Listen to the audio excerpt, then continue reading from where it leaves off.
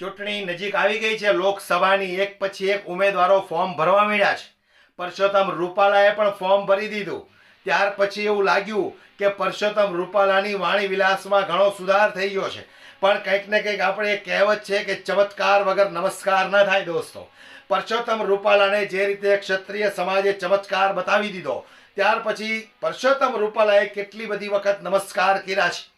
એટલે મારે જનતાને ફક્ત એટલું જ કહેવું છે કે આ વખતે છેલ્લો મોકો છે.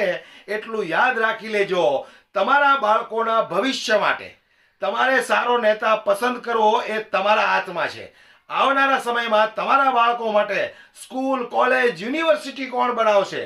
તમે જો બીમાર પડશો તો તમારા સ્વાસ્થ્ય માટે સારી એવી હોસ્પિટલ કોણ બનાવશે? આ બધું જોઈ વિચારીને વોટ આપજો. કારણ કે ભારત દેશની કદાચ આ છેલ્લી ચૂંટણી હોય.